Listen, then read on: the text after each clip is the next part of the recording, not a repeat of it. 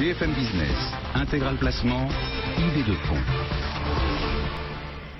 Nos idées de fond, comme tous les mois, vous en avez l'habitude avec Vincent Zeller. Bonjour. Bonjour. Directeur d'AM League. Le Tour de France est fini, Vincent, on l'a suivi bien évidemment sur BFM Business. Mais vous nous donnez tout de même les résultats de l'arrivée d'étape d'AM League pour juillet, car la compétition est permanente. Qui sont les champions de juillet alors? Les champions de juillet, ce sont ce qu'il est convenu d'appeler des boutiques ou bien des sociétés de gestion de taille moyenne. Vous avez peut-être les données qui s'affichent, je ne sais pas. Sur les actions euro, le gagnant du mois de juillet, c'est Vivienne Investissement. Sur les actions européennes, Europe, c'est donc la financière responsable. Et puis Ecofi sur le mandat Europe ISR. Sur les actions internationales, c'est Ociam. Et sur le multi-asset class, c'est la Française Asset Management. Donc vous voyez des sociétés moyennes ou des boutiques, comme je disais tout à l'heure. Le plus spectaculaire, c'est peut-être la performance de multi-asset class de la Française AM, puisque par rapport à la moyenne de leurs confrères, sur un mois, ils dépassent la moyenne de 2,4%. Et puis je sais que je le dis très souvent, mais je le dis encore une fois, les écarts entre les premiers et les derniers sur les mandats actions sont toujours aussi spectaculaires. Sachant que ce sont des portefeuilles investis à 100%, 4% d'écart entre le premier et le dernier sur les actions internationales, c'est toujours aussi spectaculaire. C'est vrai que ce fut un mois extrêmement volatile, avec alternance de baisse et de hausse. Là, comment vos gérants ont-ils vécu cela? Eh bien, j'ai eu l'occasion de parler avec un certain nombre d'entre eux ces derniers jours. J'en ai retiré qu'il fallait être persévérant ou réactif, ou pourquoi pas les deux d'ailleurs.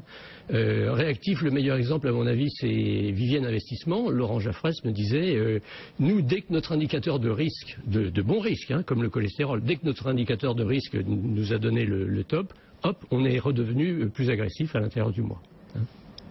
Réactif, c'est aussi la Française AM dont je parlais tout à l'heure. Et là, c'est pas seulement sur les actions, puisque le mandat multi-asset class, c'est aussi sur les taux, sur les obligations donc, et sur les devises. Et puis persévérant, là je pense davantage à Ecofi, Tony Boisseau, qui me disait surtout, fallait pas se laisser impressionner par le dossier grec, qui a quand même été une grosse actualité. Et puis j'ai bien aimé aussi le commentaire de Martin Kohlreb sur Invesco Europe, qui me disait, moi j'ai pas eu un taux de rotation important en juillet, c'est simplement des bons dossiers de stock picking sur lesquels je travaillais depuis longtemps et qui ont porté leurs fruits, comme Neste Oil ou qu'est-ce qu'il me donnait comme exemple, il me donnait Next aussi ou des choses comme ça. C'est vrai qu'on a eu énormément de mouvements sur les actions dans le sillage de la publication notamment des résultats semestriels qui ont été bien accueillis. On le voit encore largement aujourd'hui. Alors il y a une nouvelle société de gestion qui a rejoint la mesure de performance d'AM League en juillet. C'est la financière responsable qui se classe premier d'ailleurs en Europe dès le premier mois. De qui s'agit-il et surtout quelle est leur approche de gestion? Oui, la financière responsable, qui est une société de gestion qui est animée par Olivier Joannet et Stéphane Prévost. Et leur approche fait surtout focus sur ce qu'ils appellent le développement intégral de l'entreprise. Alors, qu'est-ce que c'est que ça? C'est tout simplement, si je peux dire, une approche qui consiste à analyser toutes les parties prenantes de l'entreprise. C'est-à-dire, évidemment, les clients et les fournisseurs, évidemment les salariés et les actionnaires, mais aussi la société civile, l'environnement, etc.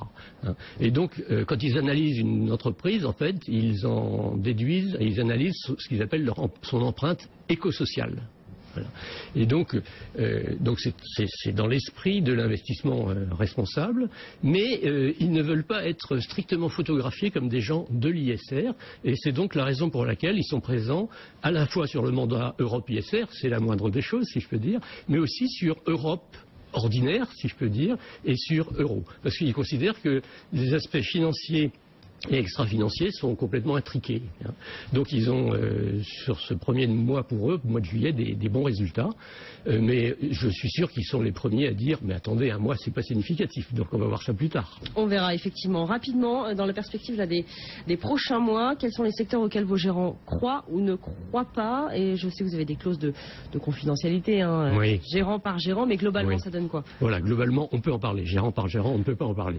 Globalement, par exemple, sur les actions euro, on observe qu'actuellement les gérants ont des positions surpondérées sur qu'est-ce que j'ai les valeurs industrielles, sur la technologie, sur les médias, et que par contre ils sont assez sensiblement sous-pondérés sur les banques. Voilà. Et puis, en ce qui concerne les valeurs, parce que c'est souvent ce qui intéresse encore plus, en quelque sorte, si on regarde les grosses ventes et les gros achats du mois de juillet, eh bien, ils ont été vendeurs alors sur Lafarge, mais ça c'est un cas particulier, mais sur Deleuze ou sur Anheuser-Busch ou sur Sanofi. Et puis, ils ont été acheteurs sur des sociétés qui ne sont pas toujours très connues, comme Smurfit Kappa, ASM International, sur Léonie, sur Kering. Voilà, donc tout ça, c'est peut-être des indications. Voilà donc qui est noté. Merci beaucoup Vincent Zeller d'avoir été avec nous une nouvelle fois. À très bientôt sur BFM Business, directeur d'AM Ling. On file tout droit vers le journal de l'économie de midi. Vous restez avec nous.